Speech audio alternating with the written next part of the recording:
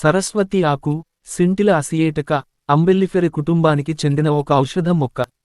ఇవి చెమ్మ ఎక్కువగా ఉండే ప్రదేశాలలో, నీటివనరులకు దగ్గరలో పెరుగుతాయి.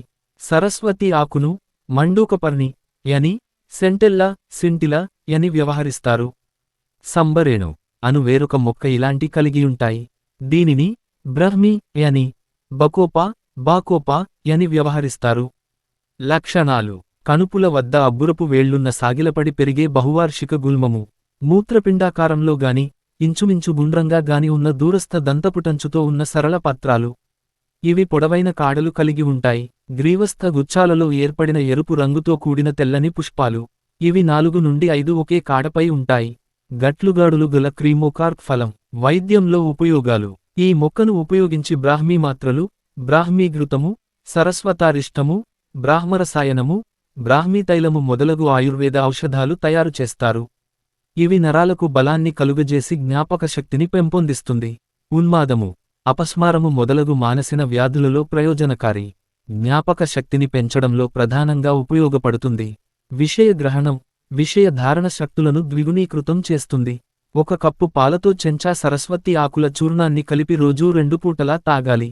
సరస్వతి ఆకు రసం కొద్దిగా పంచదారతో కలిపి నిత్యం సేవిస్తే జ్ఞాపకశక్తి వృద్ధి పొందుతుంది. నిత్యం కొద్దిగా వాముపొడిని నీటితో కలిపి తీసుకుంటే శరీరంలో కొలెస్ట్రాల్ తగ్గుతుంది. నిత్యం కరివేపాకు ఆకులను లేదా పొడిని కొద్దిగా సేవిస్తూ ఉంటే మధుమేహం కలవారికి ఉపయుక్తంగా ఉంటుంది. మొక్క సమూలం నీడలో ఎండించి, పాలతో తీసుకుంటే జ్ఞాపకశక్తి వృద్ధి చెందుతుంది. దేశీయ వైద్యంలో ఈ మొక్క పత్రాలను ఉపయోగిస్తారు. వీటిని మజ్జిగలో 3 రోజులు నానబెట్టి, కొద్దిగా ఉప్పు వేసి, ఎండించి పొడిచేసి టానిక్ లాగా పిల్లలకు ఇస్తే చాలా మంచిది. ముఖ్యంగా బాలింతలకు ఇస్తే రక్తహీనత అరికట్టి, రక్తం వృద్ధి చెందుతుందని అంటారు. చర్మ వ్యాధులకు, నరాల బలహీనతకు కూడా వాడుతారు. గొంతు బొంగురుగా ఉన్న పిల్లలకు మొక్క పొడి చేసి, తేనెలో కలిపి ఇస్తుంటే క్రమేపి స్వరపేటిక వృద్ధి చెంది మంచి కంఠస్వరం కలుగుతుందని అంటారు. సరస్వతి ఆకులను వాడే విధానం: సరస్వతి ఆకులను నీడలో ఎండబెట్టాలి.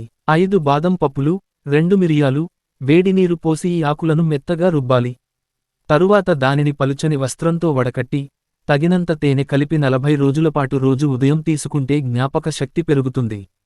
ఈ ఔషధాన్ని మాటలు సరిగ్గా రాని పిల్లలకు వాడుతారు. నత్తిని తగ్గించే శక్తి దీనికి ఉంది.